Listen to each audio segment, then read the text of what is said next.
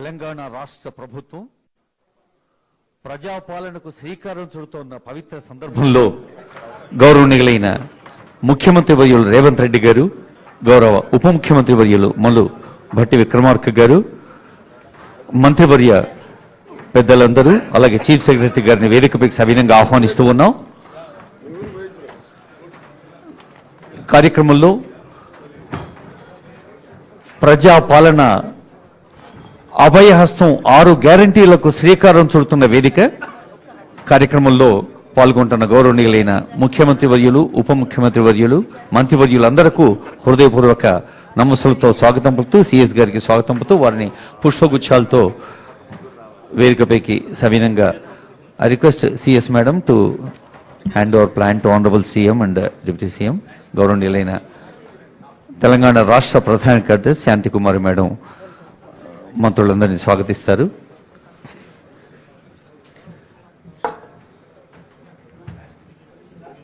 ఉప ముఖ్యమంత్రి వర్యులు భట్టి విక్రమార్క గారికి స్వాగతం. అలాగే సమాచార పౌర సంబంధాల శాఖ మంత్రులు గౌరవనీయులు పొంగులేటి శ్రీనివాసరెడ్డి గారిని స్వాగతిస్తోంది వేదిక.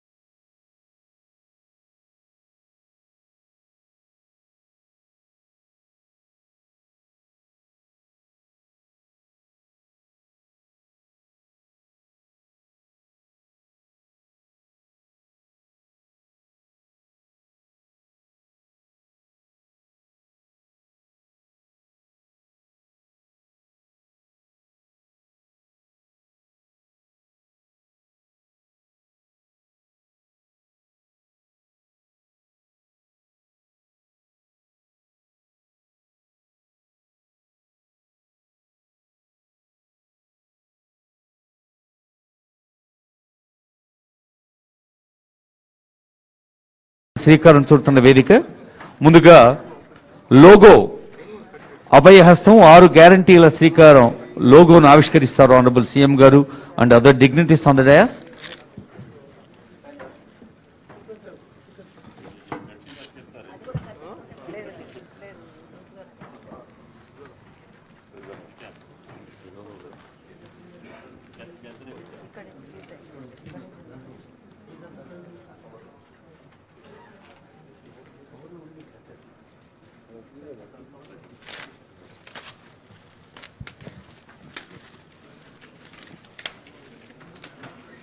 మొక్కకు నీళ్లు ఎంత అవసరమో ఆలోచనకు ఆచరణ అంతే అవసరం అన్న అంబేద్కర్ గారి సూక్తిని మనస వాచ కర్మణ ఆచరించేది ప్రజాస్వామ్య ప్రభుత్వం. పౌరుని నైతికాభివృద్ధి ప్రధానం. అలాంటి నైతికాభివృద్ధికి దోహదం చేసే సామాజిక ఆర్థిక అభివృద్ధికి దోహదం చేసే కార్యక్రమాలన్నీ ఈ 6 గ్యారంటీలు ఒకటిగా ఉన్నాయి. అదిగో ప్రజాపాలన అభయహస్తం లోగో ఆవిష్కరించారు గౌరవ ముఖ్యమంత్రి వర్యులు.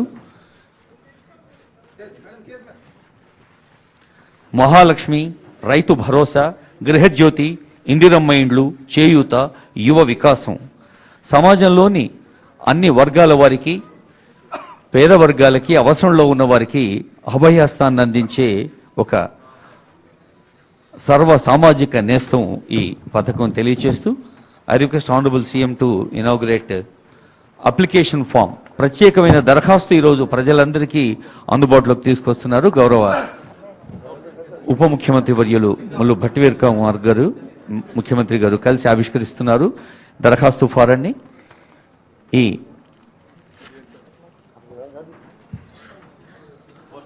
గ్రామ పంచాయతీ వార్డు స్థాయి నుంచి మరి మన హైదరాబాద్ మహానగరంలోని మారుమూల ప్రాంతాల దాకా అందరికీ అందుబాటులో ఉండే ఈ దరఖాస్తు ఫారాలు రేపటి నుండి ప్రజలందరికీ అందించబడతాయి. వేలాది మంది అధికారులు, ఉద్యోగులు, సిబ్బంది ప్రజలకు అందుబాటులో ఉండి వారు అందచేసిన వివరాల్ని మదింపు చేసి నిర్ణీత కాల వ్యవధిలో దశల వారీగా ఈ అభివృద్ధి సంక్షేమ పథకాల్ని ప్రజలకు అందించే ఒక పవిత్ర ప్రయత్నం ఇది. ప్రజాపాలన దరఖాస్తు ఫారాలు 6 భరోసాలకి 6 అభివృద్ధి పథకాలకి ఒకటే ఉమ్మడి దరఖాస్తు అందుబాటులో ఉంచటం ఈ దరఖాస్తు యొక్క ప్రత్యేకతను తెలియజేస్తూ ప్రజాపాలన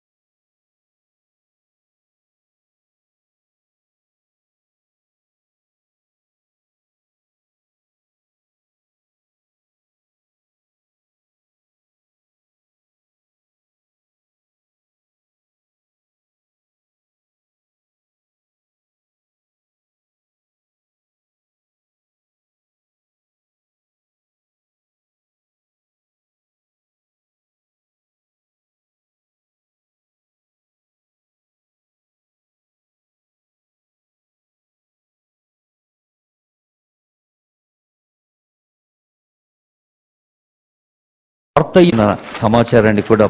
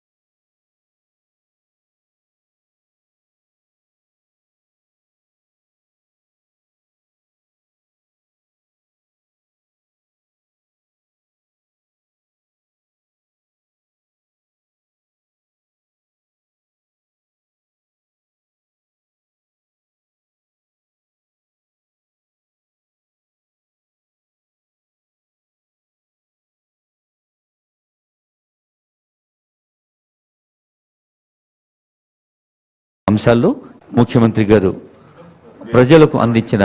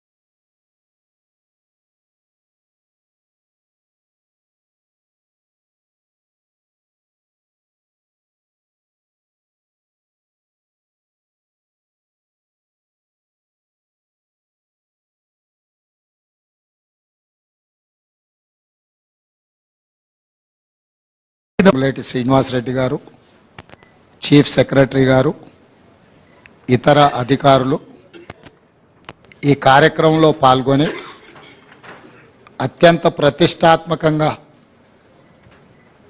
ప్రభుత్వం భావిస్తున్న ఈ కార్యక్రమాన్ని ఈరోజు మీడియా మిత్రుల సమక్షంలో కార్యక్రమాన్ని ప్రారంభించుకోవడం జరిగింది. మీకందరికీ తెలుసు, కాంగ్రెస్ పార్టీ ఇచ్చిన మాట నిలబెట్టుకోవడానికి పూర్తి స్థాయిలో అత్యంత ప్రతిష్టాత్మకంగా భావించి అమలు చేయాలన్న ఆలోచనతోటి ఈ గొప్ప కార్యక్రమాన్ని తీసుకోవడం జరిగింది.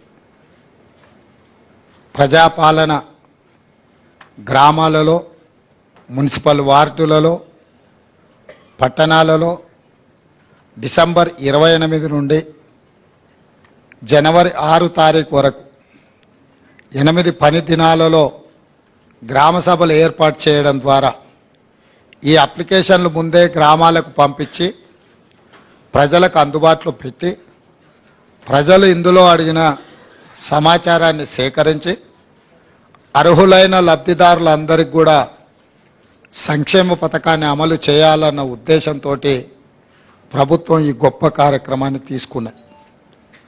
నిస్సహాయులకు సహాయం అందించడమే మా ప్రభుత్వం యొక్క లక్షణం, మా ప్రభుత్వం యొక్క లక్ష్యం. ఈరోజు ఎవరైతే తండాలలో, గూడాలలో, మారుమూల పల్లెల్లో ఉన్న అత్యంత నిరుపేదలకు కూడా ఈ పథకాన్ని అందించాలన్న లక్ష్యంతో ఈరోజు ఈ గ్రామ సభలను ఏర్పాటు చేయడం జరిగింది. ఎందుకంటే ఏ నిజమైన లబ్ధిదారుణ్ణి ఎంపిక చేయాలన్నా వాళ్ళు సచివాలయానికి రావడమో లేదా మేము ప్రజాభవన్లో ఏర్పాటు చేసిన ప్రజావాణి కార్యక్రమంలో వాళ్ళు వచ్చి వినతి పత్రాలు ఇవ్వడమో, పేద ప్రజలకు అది అత్యంత భారమైన పని.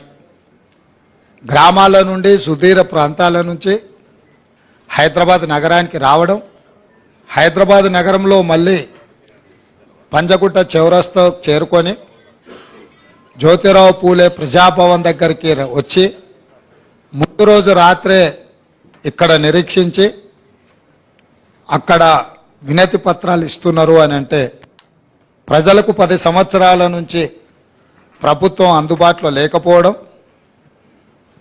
పరిపాలన ప్రజల దగ్గరికి చేరకపోవడం వల్ల తీవ్రమైన ఇబ్బందులను ప్రజలు ఎదుర్కొంటున్నారు. ఆ ఇబ్బందులు ఎంతగా పేరుకపోయినాయనంటే ప్రభుత్వాలు మోయలేనంత భారంగా మారినాయి. అందుకే ఈరోజు వారంలో 2 రోజులు ప్రజావాణి కార్యక్రమాలు తీసుకుంటే దాదాపుగా 24,000 పైచిలకు అప్లికేషన్లు వచ్చినాయి. ఇందులో ప్రధానంగా భూమికి సంబంధించిన సమస్యలు, ఇల్లు లేని వారి సమస్యలు, లేకపోతే ప్రభుత్వం వైపు నుంచి అందించాల్సిన రాజీవ్ ఆరోగ్యశ్రీ లాంటి సమస్యలే ప్రధానంగా రావడం జరిగింది. వీటన్నిటిని కూడా విశ్లేషించి ఆయా శాఖలకు, ఆయా అధికారులకు పంపించి వాటి మీద చర్యలు తీసుకునే విధంగా ఈరోజు మా ప్రభుత్వం ప్రయత్నం చేస్తుంది. అందుకే నేను సహచర మంత్రులందరితో మాట్లాడినప్పుడు ప్రజల్ని ప్రభుత్వం దగ్గరికి రప్పించుకోవడం కాదు, ప్రభుత్వమే ప్రజల దగ్గరికి వెళ్ళడం ద్వారా ప్రజలకు న్యాయం జరుగుతుంది. ప్రజలకు హైదరాబాదు రావడానికి అవసరమైన ప్రయాణ ఖర్చులు కావచ్చు, లేకపోతే సమయము కేటాయించడం కావచ్చు, ప్రజలకు ఇబ్బందులు జరుగుతున్నాయి. కాబట్టి ప్రభుత్వాన్నే ప్రజల వద్దకు పంపిద్దాము, ప్రజాప్రతినిధులను ప్రజల మధ్యలో కలిసిమెలిసి ఏ ప్రజలు ఎన్నుకున్నారో ఆ ప్రజల దగ్గరికి పంపించడం ద్వారా గ్రామ సభలలో ఆ గ్రామాలలో ఎన్నికైన సర్పంచులు కావచ్చు, ఎంపీటీసీలు కావచ్చు, జడ్పీటీసీలు కావచ్చు, జిల్లా పరిషత్ చైర్మన్లు కావచ్చు, లేకపోతే ఎమ్మెల్యేలు కావచ్చు, మంత్రులు కావచ్చు, వీళ్ళందరూ కూడా గ్రామ సభల ద్వారా ప్రజల దగ్గరికి వెళ్ళినప్పుడు ప్రభుత్వమే ప్రజల దగ్గరకు వచ్చిందన్న భావన కలిగి ఈ ప్రభుత్వం మీద విశ్వాసం కలుగుతుంది. ఈ ప్రభుత్వం మా ప్రభుత్వం, ఈ ప్రభుత్వం ప్రజల ప్రభుత్వం, ఈ ప్రభుత్వం ప్రజల సమస్యల్ని పరిష్కరిస్తుందన్న విశ్వాసం ప్రజలల్లో నెలకొంటుంది. ఈ కార్యక్రమాన్ని విజయవంతంగా అమలు చేయడం ద్వారా, ఈ కార్యక్రమాన్ని విజయవంతంగా అమలు చేయాలి అనంటే వాళ్ళని ప్రజావాణి కార్యక్రమానికి ప్రజాభవన్కు రప్పించుకోవడం కాదు, ఇక్కడ ఉండే గతంలో ఘడీల ముందు ఘడీల లోపల జరిగిన పరిపాలనను గ్రామాలకు చేర్చాలన్న ఆలోచన మా ప్రభుత్వానికి వచ్చే ఈరోజు ఈ గ్రామ సభలను ఏర్పాటు చేయడం జరిగింది. ఈ ప్రజా పరిపాలన ద్వారా ప్రజల యొక్క సమస్యల్ని పరిష్కరించాలని ఈరోజు ఈ ప్రభుత్వం నిర్ణయం తీసుకున్నది. దానికి సంబంధించి ప్రజలు, అది మహాలక్ష్మి పథకం కావచ్చు, గృహజ్యోతి కావచ్చు, ఇందిరమ్మ ఇండ్లు కావచ్చు, రైతు భరోసా కావచ్చు, ఏ సంక్షేమ పథకమైనా ప్రజలకు చేరాలి అనంటే నిజమైన అర్హులైన లబ్ధిదారుల వివరాలు ప్రభుత్వం దగ్గర ఉండాలి. అప్పుడు మేము టార్గెట్ పెట్టుకొని పనిచేయడానికి ఉంటుంది. ఫర్ ఎగ్జాంపుల్ 500 రూపాయలకు సిలిండర్ కావాలి అని ఈ కార్యక్రమంలో ఒక 50 లక్షల అప్లికేషన్లు వచ్చినాయి అనుకోండి. అప్పుడు మాకు ఒక లెక్క తెలుస్తుంది, మేము 20 లక్షలు ఇచ్చినామా, మేము 30 లక్షలు ఇచ్చినామా, మేము 50 లక్షలు ఇవ్వగలిగినామని. ఇందిరమ్మ ఇళ్ల కోసం వచ్చిన దరఖాస్తులు, ఇల్లు లేని పేదలు ఎంతమంది ఉన్నారో మాకు లెక్క తెలిసినప్పుడు మేము ఆ టార్గెట్ను రీచ్ అవ్వడానికి 100% మేము అహర్నిశలు కృషి చేయడానికి ఉంటుంది. ఇట్లా ప్రతి సంక్షేమ పథకానికి ప్రజలు అర్హులు దరఖాస్తు పెట్టుకున్నప్పుడు అందులో ఎన్ని పరిష్కరించినో మాకు తెలిస్తే ఇంకెన్ని పరిష్కరించాల్సిన అవసరం ఉందో మా బాధ్యత మేము గుర్తు చేసుకోవడానికి అవకాశం ఉంటుంది. అందుకే ఈ కార్యక్రమాన్ని ఒక మంచి ఉద్దేశంతో, ప్రజలకు మేలు చేయాలన్న ఆలోచనతోటి డిసెంబర్ 28, 2023న ప్రారంభమయ్యి జనవరి 6, 2024 వరకు కొనసాగుతుంది. మండలాల వారీగా ప్రతి మండలాన్ని 2 గ్రూపులుగా విడగొట్టి ఒక గ్రూప్కి ఎంఆర్ఓ గారు, ఇంకొక గ్రూప్కి ఎంపీటీఓ గారు బాధ్యత వహిస్తారు. అదేవిధంగా ప్రతి అధికారి రోజుకు 2 గ్రామాలను సందర్శిస్తాడు. ఉదయం 8 గంటల నుంచి 12 గంటల వరకు ఒక గ్రామంలో గ్రామ సభ జరిగితే మధ్యాహ్నం 2 గంటల నుంచి 6 గంటల వరకు ఇంకొక గ్రామంలో గ్రామ సభ జరుగుతుంది. ఆ విధంగా అన్ని గ్రామాలను, అన్ని మున్సిపల్ వార్డులను కవర్ చేయడం. ఒకవేళ జనాభా ఎక్కువ ఉన్న గ్రామాలలో అక్కడ కౌంటర్స్ ఎక్కువ తెరిచే ఏర్పాటు చేస్తున్నాం. మహిళలకు, పురుషులకు కూడా సపరేట్గా కౌంటర్స్ పంపిస్తున్నాం. ఇదే కాకుండా డిసెంబర్ 28 నుంచి జనవరి 6 తారీఖు వరకు గ్రామ పంచాయతీలల్లో గ్రామ కార్యదర్శి లేకపోతే అంగన్వాడీ టీచర్లో ఎవరినో పెట్టి అక్కడ అప్లికేషన్లు పెట్టి, ఒకవేళ గ్రామ సభలో అప్లికేషన్లు ఇవ్వలేకపోయిన వాళ్ళు గ్రామ పంచాయతీలో కూడా ఈ పని దినాలలో ఇచ్చుకునే విధంగా కూడా ఏర్పాట్లు చేస్తున్నాం. ఎందుకనంటే ఈ రోజు తప్పితే మళ్ళీ అవకాశం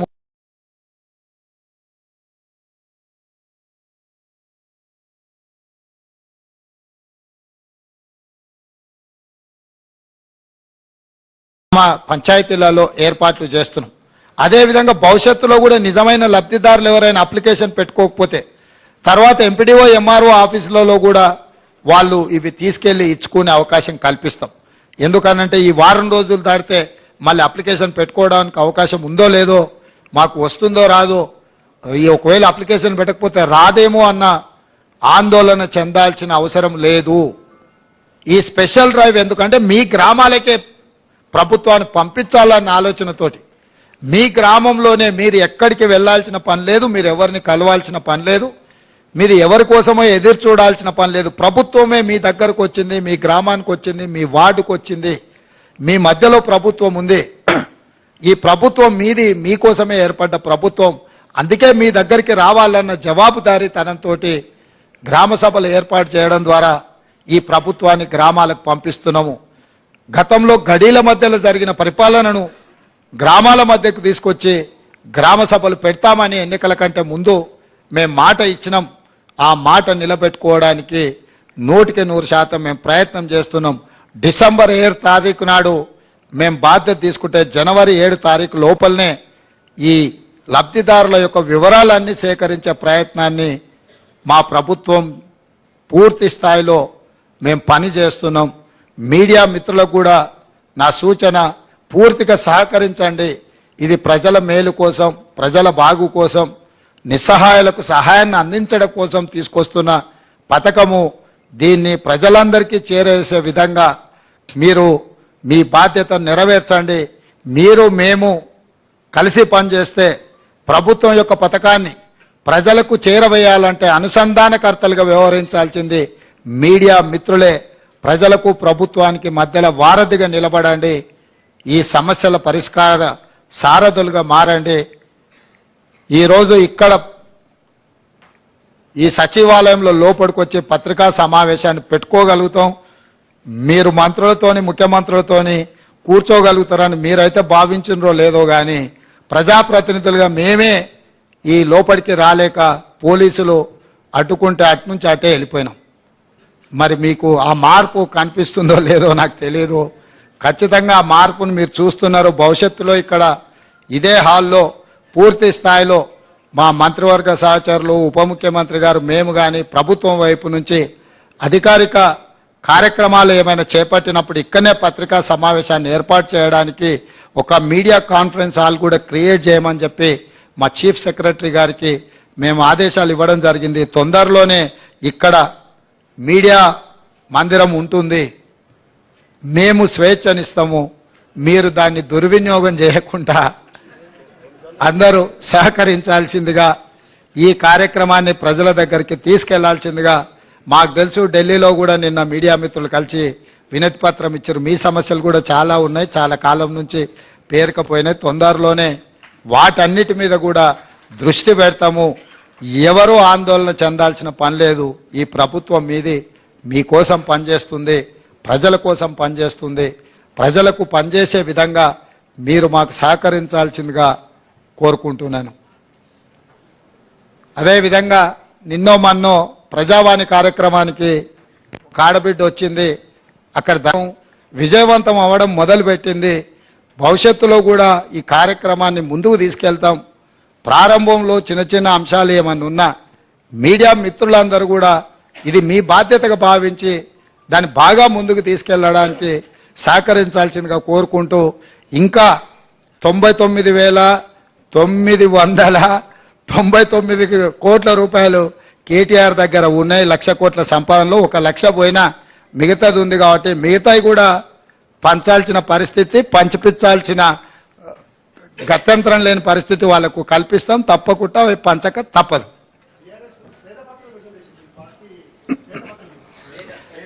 ఇప్పుడు నేనేమంటున్నా అంటే, ఆ రోజు అసెంబ్లీలోనే నేను చెప్పిన, నువ్వు మేనేజ్మెంట్ కోటాలు వచ్చినోడు అయ్యా, నీకేం తెలియదు, ఊరికే అరవడం వల్ల ఏం ప్రయోజనం లేదని. మొత్తం సభ నడిచిన తీరు మీరు చూసిరు కదా. బాబా బామర్దుల తాపత్రయం తప్ప ఒక్క సభ్యుడన్నా లేచి వీళ్ళు మాట్లాడుతున్న దాన్ని సమర్థించినరా? శాసనసభలో జరిగిన చర్చలన్నీ తీసుకోరు. వాళ్ళిద్దరే ఆరాట పడుతున్నారు, వాళ్ళిద్దరే పోరాటం చేయాలని చూస్తున్నారు. మిగతా ఎవ్వరు వాళ్ళతో కలిసి రాలే. అక్కడ అన్ని గంటలు వాళ్ళకి అవకాశం ఇచ్చినాం చర్చించడానికి. వాళ్ళు ఎంతసేపు అడిగితే అంతసేపు మైక్ ఇచ్చినాం. మా అందరికీ ఎంత తీసుకున్నాం అంతకంటే ఎక్కువ వాళ్ళకి అవకాశం ఇచ్చినాం. సో అక్కడ చెప్పలేంది ఇంటి దగ్గర పోయి ఆయన మాట్లాడుతుండు. వెనకడికి ఎవరో ఇద్దరు దంచుతున్నారట. ఇక ఆ దంచుడు ఎట్లుందనంటే రోళ్ళకెళ్ళి నిప్పులు ఇట్లా ఎగురుతున్నాయి. ఇక ఆ దంచడం చూసి అందరు అబ్బా ఏం దంచుతురు అని అందరు చప్పట్లు కొడుతూనే ఉన్నారు భజన పార్లందరూ. ఓ అరగంట అయినాక పెద్దవాడు మిసలావిడ అట్లకెళ్ళి పోత చూసి, అరే ఆ రోళ్ళు జొన్నలు లేవు, సజ్జలు లేవు, ఎందుకు ఎగిరెగిరి దంచుతురు, ఎంత దంచినా అలచిపోడు తప్ప దాంతో వచ్చేది ఏం లేదని చెప్పినాడు. అసెంబ్లీలో కూడా హరీష్ కేటీఆర్ దంచుడు అట్లా ఉన్నది. ఆడ విషయం లేదు. ఎగిరెగిరి దంచినా ఎగరకుట్ట దంచినా ఆడున్నది అంత గంతే. మేము ఉన్న వాస్తవాలు అక్కడ బయట పెట్టినాం. మా ఆర్థిక మంత్రి గారు, మా ఉప ముఖ్యమంత్రి గారు వాస్తవాలను అక్కడ టేబుల్ చేసి మీరు ఏమేం చెప్తారో చెప్పండి అని చెప్పి రోజంతా సమయం ఇచ్చినాం.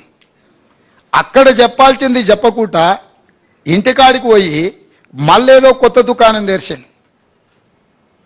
వాళ్ళ దగ్గర ఉన్న ఆస్తి ప్రజల యొక్క రక్త మాంసాలను పీల్చి పిప్పి చేసి సంపాదించుకున్న సంపద ఈరోజు వాళ్ళు తింటున్నారంటే అది రక్తపు కూడు, అది స్వేదపత్రం కాదు.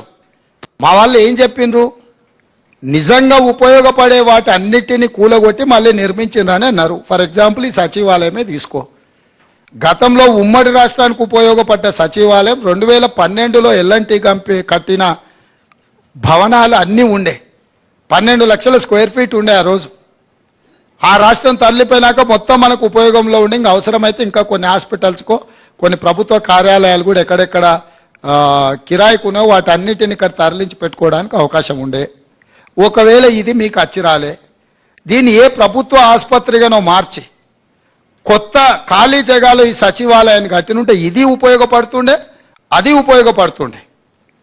ఇక్కడ అన్ని రకాల వసతులతో ఉన్న భవనాలను కూలగొట్టి కొత్తటి కట్టి ఆస్తి సృష్టించినమంటారు. అక్కడ కూడా ఉన్న భవనాలన్నీ కూలగొట్టి కట్టిను.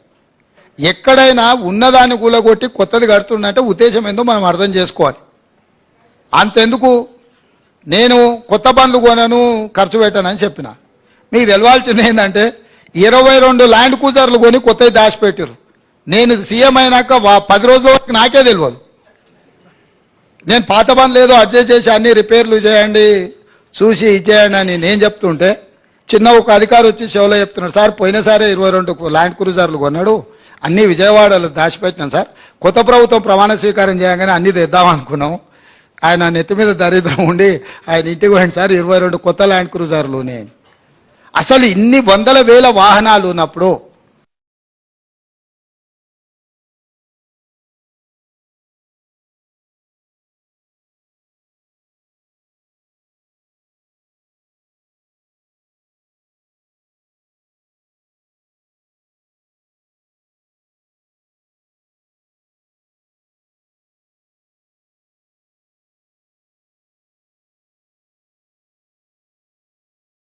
చెప్పా పెట్టకుండా కొని దాచిపెట్టిన కేసీఆర్ మూడోసారి కూడా వస్తాడు. అన్ని అందరూ 22 అంటే ఆయనకు ఆయన వంది మాగతులకు అందరికీ ఉండడానికి.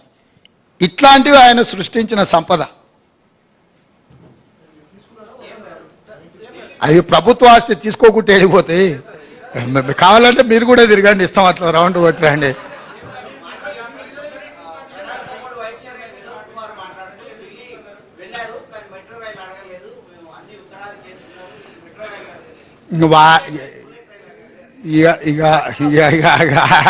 ఆయన ఒకసారి పోయి అద్దంలో మొహం చూసుకొని వచ్చి మళ్ళీ ఇట్లాంటి మాటలు మాట్లాడడం. సైనిక్ స్కూల్ ఇచ్చిన దాన్ని, వరంగల్లో పెట్టిన దాన్ని అర్ధాంతరంగా ఆగిపోయింది. ఎందుకు ఆగిపోయిందని వాళ్ళ ముఖ్యమంత్రిని అడగలేదు. ఆ సైనిక్ స్కూల్ మాకు ఇవ్వండి, ఆంధ్రప్రదేశ్లో కోరుకొండ సైనిక్ స్కూల్, చిత్తూరులో ఇంకో సైనిక్ స్కూల్ ఉంది, మా పిల్లలు చదువుకోవాలి అని చెప్పి ఆ వినోద్ కుమారే లెటర్ పెట్టి వచ్చిన దాన్ని అర్ధాంతరంగా ఆగిపోయింది. ఇప్పుడు మనకు సైనిక్ స్కూల్ లేదు. ఆ విషయం ప్రస్తావించని వినోద్ కుమార్ గారు ఐటీఐఆర్ కారిడార్ వెనక్కిపోతే ఎందుకు పోయిందని అడగలేని వినోద్ కుమార్ వచ్చి ఇంకా ఈ రోజు వచ్చి మాకు బుల్లెట్ ట్రైన్ గురించి మాకు శుద్ధులు చెప్తున్నాడు.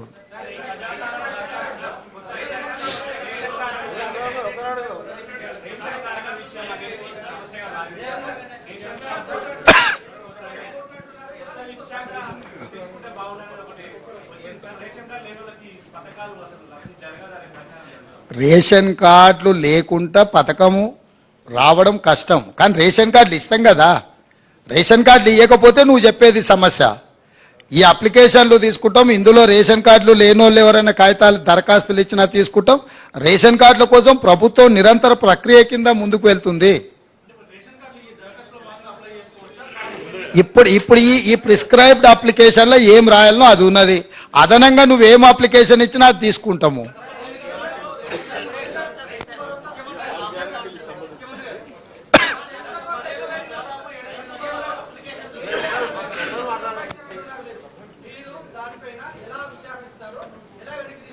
ఏంటిది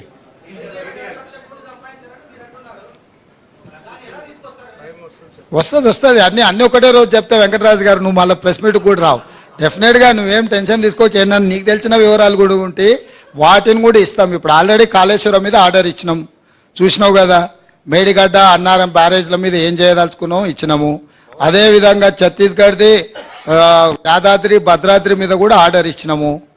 దాంట్లో జ్యుడిషియల్ ఎంక్వైరీలో వెళ్ళే వివరాలు, రికవరీ, రెవెన్యూ రికవరీ యాక్టులు ఇవన్నీ ఉన్నాయి కదా. అప్పుడే అయిపోలే, ఇంకా 30 రోజులే కాలే, ముందుంది కదా ముసళ్ళ పండుగ.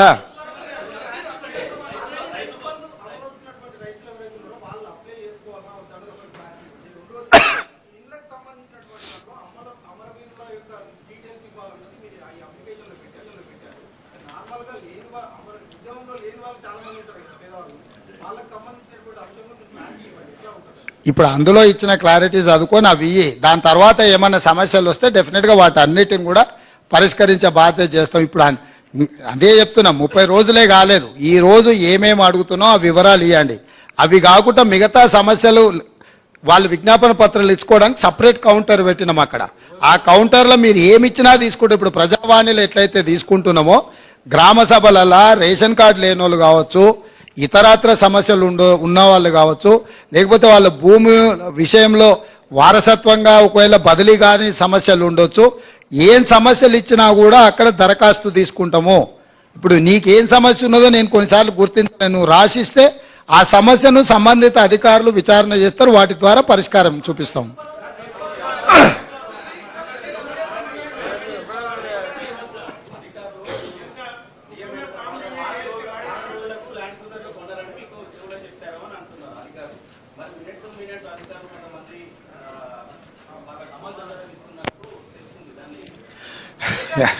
నువ్వు చెప్పిన సమాచారం కూడా కొంత ఉంది. ఆ వివరాలు చెప్పే అధికారుల పేర్లు కూడా చెప్పినావు అనుకో, ఇంకా కొంచెము పారదర్శకంగా ముందుకెళ్దాం.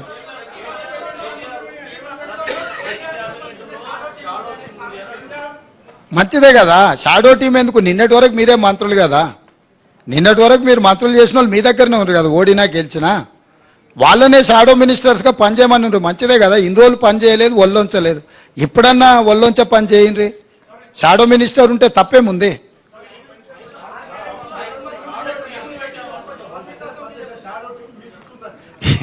నేనేమంటున్నానంటే, అధికారం విడ్రాయల్ సిమ్టమ్స్ అనేది తెలుసు కదా.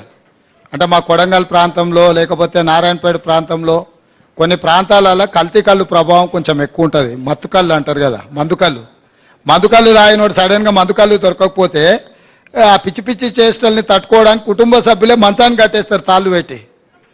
అధికారం పోయిన విడ్రాయల్ సిమ్టమ్స్ తోని కేటీఆర్ అట్లా మాట్లాడుతుండు, కొంతకాలం అతన్ని తాళ్ళు పెట్టి మంచాన్ని కట్టాల్సిన పరిస్థితి ఉంటుంది. ఈ అన్నిటిని మేమేం తప్పు అర్థం చేసుకోము, ఎందుకంటే అధికారం కోల్పోయిన బాధలోనో భయంలోనో రకరకాలుగా మాట్లాడుతుంటారు. షాడో టీం ఎందుకు?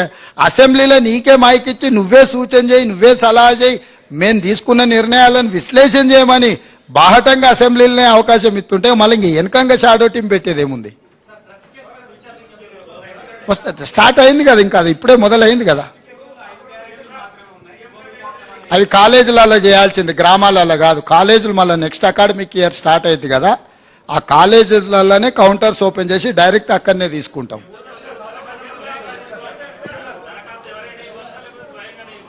ఎవరైనా ఇవ్వచ్చు, దాంట్లో వివరాలు రాసినాయి కదా.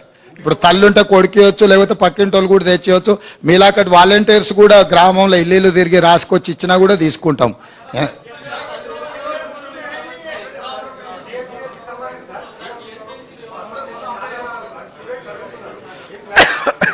టీఎస్పీఎస్సీ విషయంలో మేము కూడా మీ దృష్టికి తీసుకురావాల్సిన అవసరం ఉంది, నిరుద్యోగ యువకులకు చెప్పాల్సిన అవసరం ఉంది.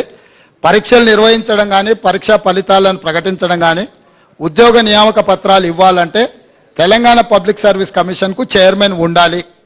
చైర్మన్ లేకుండా ఈ ప్రక్రియ ఏది జరగదు. ఇది న్యాయపరంగా చెల్లదు, అక్కడ ఉన్న చట్టం కూడా అనుమతించదు. ఇప్పుడు ఉన్న చైర్మన్ గారు మిగతా సభ్యులు రాజీనామా పత్రాలు సమర్పించారు.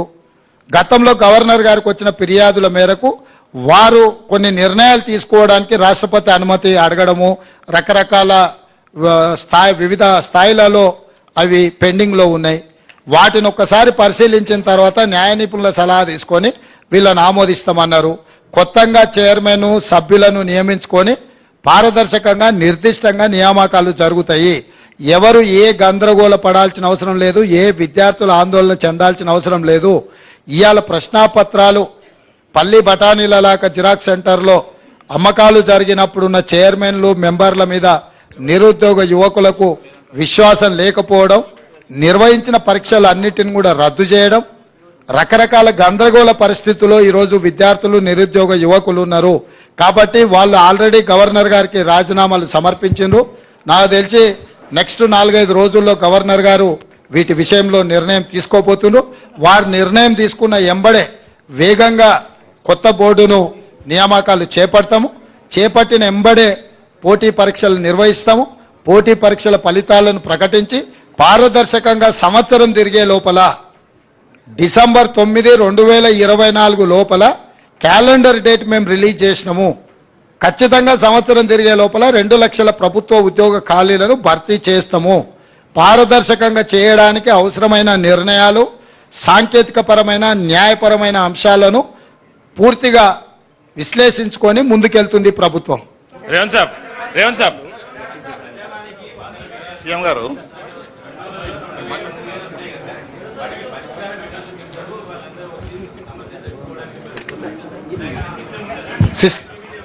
సిస్టమ్ ఉన్నది. ఆల్రెడీ దరఖాస్తులు తీసుకుంటున్నాం, వాళ్ళని డిజిటలైజ్ చేస్తున్నాం, వాళ్ళకు ఒక నెంబర్ ఇస్తున్నాం, ఆ నెంబర్ వాళ్ళ మొబైల్కు పంపిస్తున్నాం, సంబంధిత శాఖలకు పంపిస్తున్నాం. అక్కడ ఒక ఐఏఎస్ ఆఫీసర్ని మొత్తం వ్యవస్థనే ఏర్పాటు చేసినాం. నిరంతరం ప్రజావానికి వచ్చే సమస్యల యొక్క పరిష్కారానికి తీసుకోవాల్సిన చర్యల కోసం ప్రత్యేకమైన అధికారులను ఒక ఐఏఎస్ ఆఫీసర్ని పెట్టినాం. వారి కింద సిబ్బందిని కూడా నియమించినము.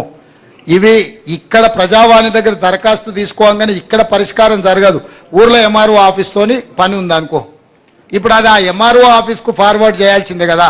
లేకపోతే ఏదో హాస్పిటల్లో వైద్యానికి సంబంధించి ఇమ్మీడియట్గా సంబంధిత అధికారులకు పంపించాల్సిందే. క్రోడీకరించి సంబంధిత అధికారులకు పంపించి ఆ వినతి వాళ్ళ యొక్క విజ్ఞాపన పత్రం ఎక్కడుందో దాన్ని కనుక్కోవడానికి కూడా దానికి ఒక విధానాన్ని ఏర్పాటు చేసినాం. దాన్ని ట్రాక్ చేయడానికి కూడా ట్రాకింగ్ సిస్టమ్ పెట్టినాం. సో ఏ అధికారి దగ్గర వాళ్ళ కంప్లైంట్ పెండింగ్ ఉందో దాని స్టేటస్ ఏందో తెలుసుకోవడానికి కూడా సాంకేతికంగా వాటన్నిటిని కూడా డిజిటలైజ్ చేసినాం. ప్రతి దరఖాస్తును క్షుణ్ణంగా పరిశీలిస్తాము. ప్రభుత్వం పరిష్కరించగలిగిన వాటిని 100% పరిష్కరిస్తాం. ఏదైనా పరిష్కారం లేకున్నా దరఖాస్తుదారుకు చెప్తాం.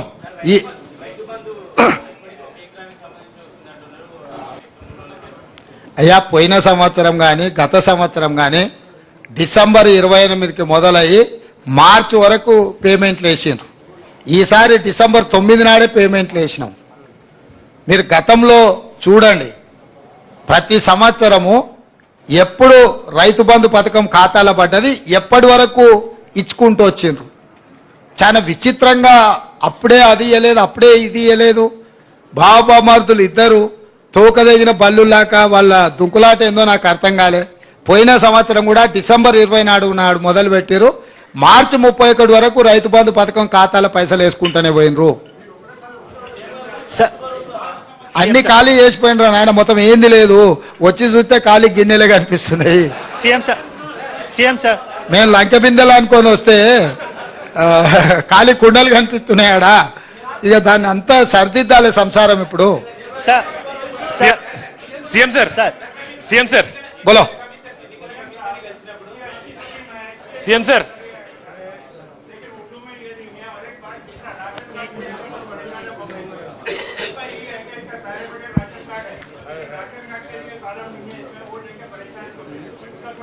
नहीं, उर्दू में है. जो ग्रेटर हैदराबाद में जहां जहां उर्दू पढ़ सकते लिख सकते वो एरिया में उर्दू का एप्लीकेशन अलग बनाए. हमारा जीएचएमसी कमिश्नर उसके लिए अलग काउंटर भी बनाए. जो भी राशन कार्ड नहीं है, रेशन कार्ड भी देने के लिए एप्लीकेशन ले रहे. जिसका रेशन कार्ड है, जिसका वो आधार कार्ड है, वो जिसका घर का जरूरी है, जो भी जरूरी है उसमें लिखा दे. अगर उसमें नहीं है तो भी दूसरे भी अगर दरखास्त रखे तो दरखास्त लेने के लिए भी दूसरे काउंटर लगवाए. कोई चिंता करने का जरूरी नहीं है.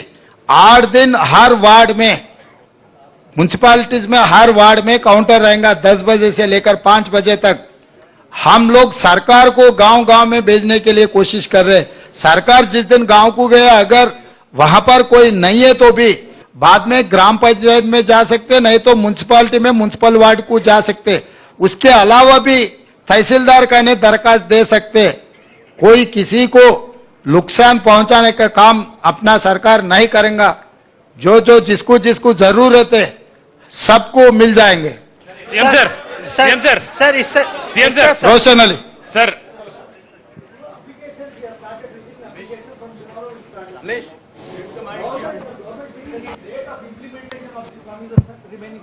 once I get all this information, I will start. You need not to worry. I have a 100 days period. So this is only 30 days. Till January 7th is my first tenure. So I have 2 more quarters. CM sir sir Rahul, sir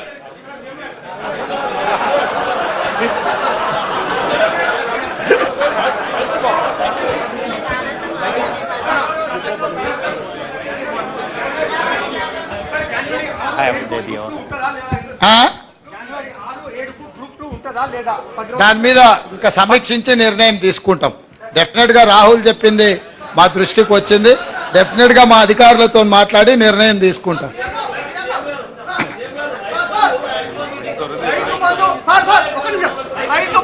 Rythu Bandhu 100 ఎకరాలకు ఇవ్వడం సాధ్యమవుతుందా కాదా?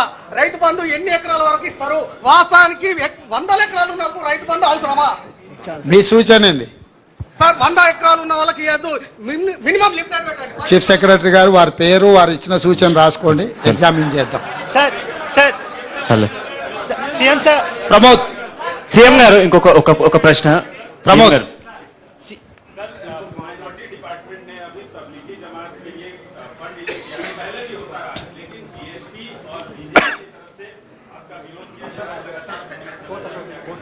भाई ये पहली बार किए सो नहीं है, ये आखिरी बार भी नहीं है.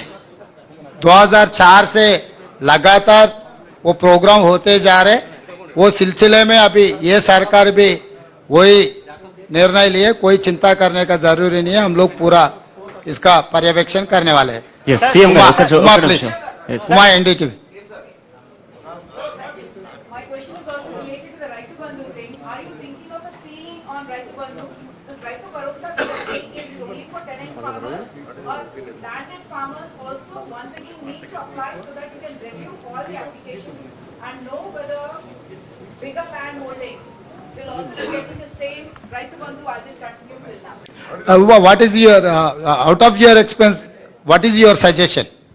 Suggestion is that there should be a ceiling. It's not for me to suggest, it's for your government to decide. Yeah, you are part of the government. I am welcoming you to share your views in this government. Okay, I certainly believe that there should be a ceiling on Raitu Bandhu, on the land ownership, because that's something that is draining your exchequer hugely. You will be able to implement many more of your promises to the poor if you go with Raitu. As of now, there is no ceiling.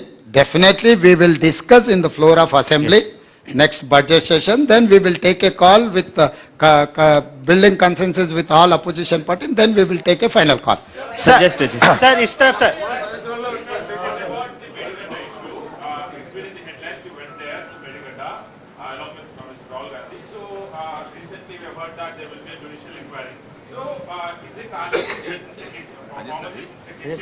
and also former Minister Harish Rao? Because the officials have clearly stated that the plan was given by the irrigation department, because they are the minister and also former chief minister. तो ये यहाँ हर आदमी, Charles Sobhraj भी आप कुछ पूछे तो वो बोलेगा कि मैं कुछ नहीं किया, मैं ऐसे गुनाह कुछ भी नहीं किए, मुझे छोड़ दो, ऐसी कहता है. तो इसमें कौन गुनहगार है, कौन क्या किए, कौन कहां से लूटे, ये सब सारे इंक्वायरी इसीलिए डाल रहे कि जुडिशियल इंक्वायरी इसीलिए बना रहे कि कौन कौन जिम्मेदार है. इंक्वायरी में ये पूरा तय हो जाएंगे. एल&टी का रोल क्या है, हरीश राव का रोल क्या है, केसीआर जी का रोल क्या है, और अलग दूसरे अधिकारी का भी क्या रोल है, वो बाद में पता लगेगा कि after once we have completed our inquiry. CM sir इस तरफ sir CM sir yes, very soon. CM sir Ashish. గత ప్రభుత్వంతో చాలా కామెంట్ చేశారు. గతంలో గవర్నర్ కూడా కొన్ని కామెంట్ చేసినప్పుడు మీరు కూడా మద్దతు తెలిపారు, ఒక ఆడపిల్లని అట్లా అనొద్దు అని. సో ఆ గవర్నమెంట్తో గవర్నర్కి ఉన్న గ్యాప్ని ఆ గవర్నమెంట్ ఆమె చాలాసార్లు ప్రతిఘటించే ప్రయత్నం చేశారు. మీ గవర్నమెంట్తో గవర్నర్ గారికి రిలేషన్ ఎట్లా ఉండబోతుంది? ఎట్లున్నది అనుకుంటున్నావు ఈ 25 రోజులు? సేమ్ అట్లనే కంటిన్యూ అయింది. सर आपकी गवर्नमेंट यहाँ पर कर्नाटक के कांग्रेस गवर्नमेंट से काफी ज्यादा इंस्पायर है. 5 गारंटी सारे आशीष, यहाँ पर जो तेलंगाना में आपकी सरकार है, कांग्रेस की सरकार जो कर्नाटक में है, हमने इलेक्शन कैंपेन के दौरान भी देखा कि काफी ज्यादा वहां से इंस्पिरेशन लिया। कर्नाटक सरकार ने एक फैसला लिया है, बेंगलुरु में उनकी म्यूनिसिपैलिटी ने 60% वोट बोर्ड्स जो हैं साइनेजेस लोकल लैंग्वेज में होंगे।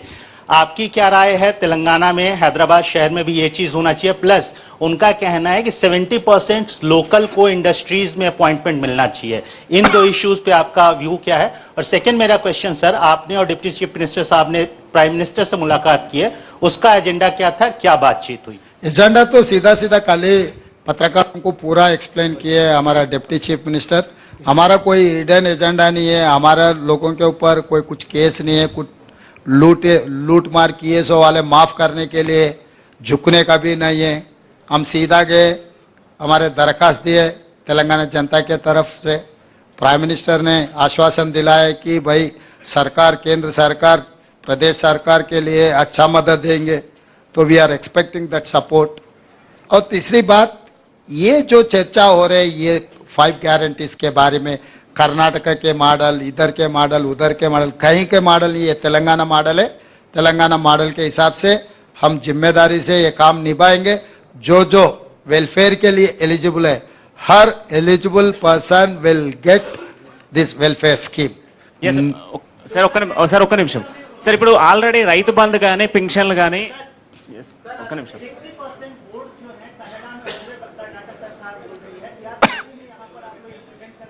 अरे भाई हमेशा यहाँ पर 90% तेलुगु में बोर्ड है.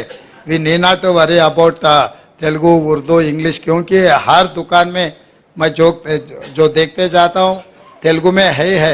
अगर कहीं भी कुछ ऐसा प्रॉब्लम है तो हम रेक्टिफाई कर देंगे, उसमें कोई चर्चा करने का कोई इतना जरूरी नहीं है. సార్ ఇప్పుడు రైతు బంధు కానీ పెన్షన్లు కానీ ఆల్రెడీ లబ్ధిదారులు ఉన్నారు, వాళ్ళు మళ్ళీ రీఅప్లై చేసుకోవాలా సార్? 1 సెకండ్ సీఎం గారు, ఏంటి పెన్షన్ ఆల్రెడీ డాటాలు ఉన్నారా నాయన, దాంట్లో ఎవరు కావాల్సి ఉన్నా వాళ్ళు ఎవరు అప్లికేషన్ ఎవరికైతే కావాలనో వాళ్ళని అప్లికేషన్ పెట్టుకో అని చెప్పినాం.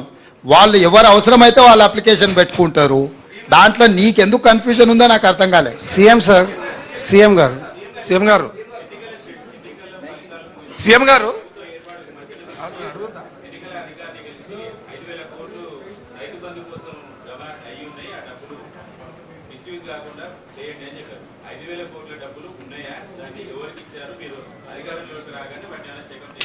వాటన్నిటిని పర్యవేక్షణిస్తూనే ఉన్నాం. ఇప్పుడు ఏమీ లేదు అక్కడ. సార్ గారు అంతా ఊడ్చిపెట్టిపోయినరు, తూడ్చిపెట్టిండు ఊడవడమే కాకుండా చాలా డ్రైగా ఉన్నది. వాటన్నిటిని కూడా సమీక్షిస్తున్నాం. అందుకే కేంద్రం నుంచి రావాల్సిన నిధుల కోసం కూడా అక్కడికి వెళ్ళి కలిసినాము. వాటన్నిటిని పర్యవేక్షించుకొని అందుకే మీకు శ్వేతపత్రం ఇచ్చినాం. ఎందుకు చెప్పాల్సి వచ్చింది అన్ని వివరాలు? మనం ఎక్కడి నుంచి మొదలు పెడుతున్నాం? వెనకటికి పెద్దోళ్ళు చెప్పి రేట్లు వేసినా లెక్క పెట్టేయమని. సో ఈ కేసీఆర్ ఎవరికేమి ఇచ్చిండో, ఎక్కడ ఏముందో కూడా చెప్పని పరిస్థితి ఉన్నందుకే ఈరోజు శ్వేతపత్రం విడుదల చేసినాము. శ్వేతపత్రం విడుదల ద్వారా 6,71,00,000 పైచీలకు కేసీఆర్ అప్పు చేసి మనల్ని నిండా ముంచి ప్రభుత్వం వదిలేసి అందరు కలిసి పరారైపోయినరు. ఈ పరిస్థితిలో నుంచి మనం తేరుకొని ఒక మంచి ఉద్దేశంతో, ఆలోచనతోని ప్రభుత్వం ముందుకు వెళ్తుంది.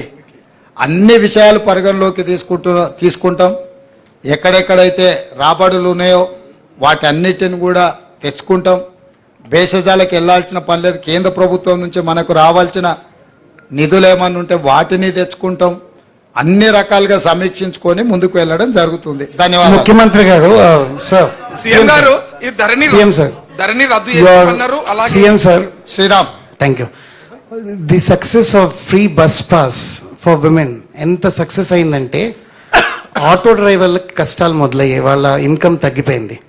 So while that is the success, ఆ డబ్బు లేడీస్ చేతిలో ఉంది, డ్రైవర్స్ తాలూకు ఇన్కమ్ తగ్గింది. దాని మీద ఏమైనా కొంచెం కన్సిడర్. ఆల్రెడీ మా ఎలక్షన్ మేనిఫెస్టో మీరు ఒకసారి చూడండి. ఆటో డ్రైవర్లకు కూడా ఆర్థిక సహాయం ఇస్తాం. దీన్ని మేము ముందే ఊహించినాం. ఇది జరిగితే వాళ్ళకి ఏదైనా ఇబ్బంది జరుగుద్ది, నష్టం జరుగుద్దన్న ఆలోచన ముందే మా మేనిఫెస్టో కమిటీ చైర్మన్ గారు శ్రీధర్ బాబు గారు గుర్తించే మా ఎలక్షన్ మేనిఫెస్టో కమిటీలో ఆటో డ్రైవర్లకు ఆర్థిక సహాయాన్ని అందిస్తామని చెప్పినాము. స్పష్టంగా ఆటో డ్రైవర్లను కూడా అందరి వాళ్ళ వివరాలు సేకరిస్తాం, వాళ్ళకు కూడా ఆర్థిక సహాయాన్ని అందించే ప్రయత్నం చేస్తాం. सर आपकी सरकार ने बीआरएस गवर्नमेंट पे ये आरोप लगाया है कि they have made this state a dead ridden state, तो आप इसको कैसे सरप्लस करेंगे और साथ ही साथ जो लोन्स लिए हैं उसको आप कैसे फिर से वापस प्रॉपर स्टेट में लाएंगे? जो मिसयूज करना छोड़ दिए तो स्टेट सरप्लस हो जाएगा। जितना मिसयूज कर दिए कि आदत हो गए, उनको आदत से मजबूर हो गई केसीआर सरकार ने। पिछले सरकार जो भी रिसोर्सेस है मिसयूज करने में उन लोगों का ध्यान है, मिसयूज के अलावा करप्शन। तो हमारे सरकार मिसयूज और करप्शन को रोक दिए तो जितने भी वेलफेयर करना है कर देंगे, जितने भी बैंक्स का जो भी पेमेंट करना है वो भी पेमेंट कर सकते। आगे हम डेवलपमेंट के लिए भी हम प्लानिंग कर लेंगे। एंड केंद्र सरकार से जो मिलने वाला है मैचिंग ग्रांट के साथ साथ में जो ग्रांट्स है, बहुत सारे ग्रांट्स एंड मैचिंग ग्रांट्स को छोड़ दिए ये पिछले सरकार।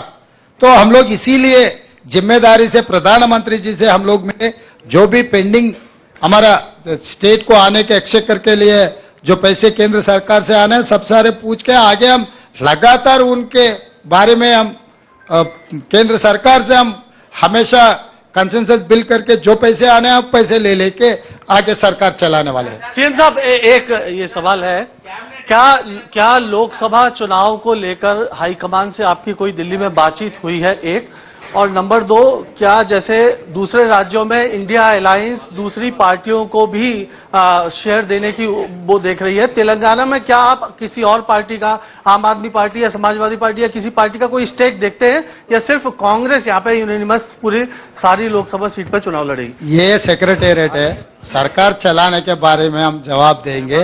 जो पॉलिटिकल का मुद्दा उठाए हम गांधी भवन में जवाब देंगे। సార్ సీఎం గారు మీరు రోజు Okay, thank you.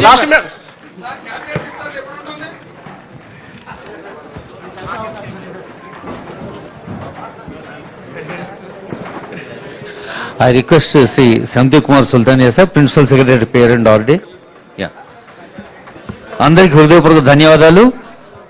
Government of Telangana is pleased to offer high